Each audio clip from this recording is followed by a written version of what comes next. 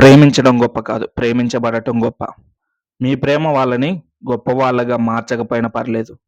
కానీ పిచ్చివాళ్ళగా గాను, మరియు అనాథగా కాను మార్చకూడదు. ఈ రోజుల్లో ప్రేమ అంటే చాలా కామన్ అయిపోయింది.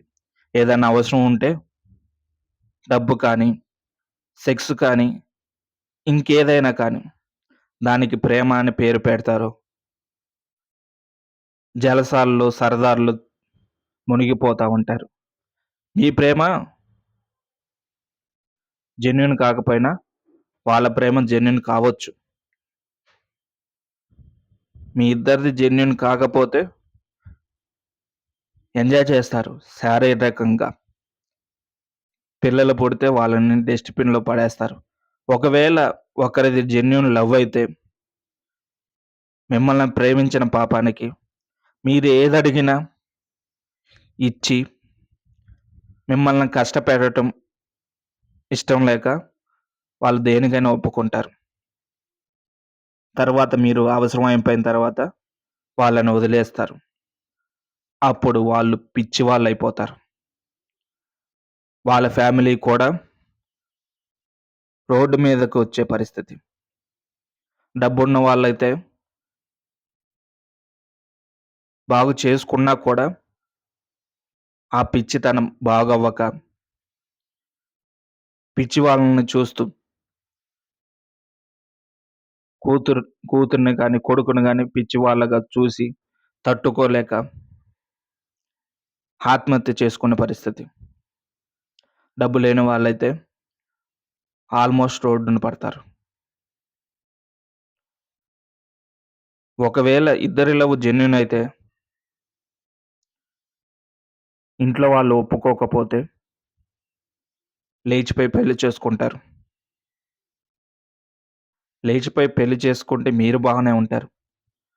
వాళ్ళు కులం, మతం దానికి కట్టుబడి ఉండి ఊర్లో మంచి పేరుంటే ఆ పేరును వాళ్ళు కోల్పోతారు. ఎప్పటికైనా మనం ఒక పిల్లని కంటే వాళ్ళు వస్తారులే అని అనుకుంటారు. అలా వస్తే పర్లేదు. రాకపోతే మీరు మీ ఫ్యామిలీని కోల్పోతారు. ఒకవేళ వాళ్ళు రాకపోయినా పర్లేదు. మేము హ్యాపీగా ఉంటే చాలు అనుకున్నా కానీ కొంతమంది కులం, మతం ఆ మాటలకి తట్టుకోలేక ఏకంగా ప్రేమికుల్ని హత్య చేసే దానికి ప్రేమికులను హత్య చేసేస్తారు. అలాంటప్పుడు ఒకరిని చంపేసి, దారుణంగా చంపేసి వాళ్ళ ఫ్యామిలీని బాధపెడతారు. మీరు ప్రేమించిన పాపానికి పక్కవారు చనిపోయే పరిస్థితి. మీరు ప్రేమిస్తే మీ ఫ్యామిలీని ఒప్పించండి. ఒప్పించి పెళ్లి చేసుకోండి. లేకపోతే మీ ప్రేమని త్యాగం చేయండి. అంతేకాని లేచిపోయి పెళ్లి చేసుకోవటం ఇలాంటివి చేయకండి. అందరూ ఒకలాగే ఉండరు. కొన్ని ఫ్యామిలీలు ఒప్పుకుంటాయి.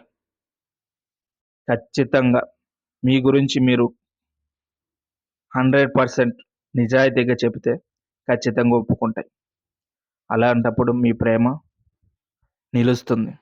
అంతేకాని 2 రోజులు తిరిగి మూడో రోజు ఫ్యామిలీని ఒప్పిస్తే ఆ ప్రేమని ఎవ్వరు ఒప్పుకోరు.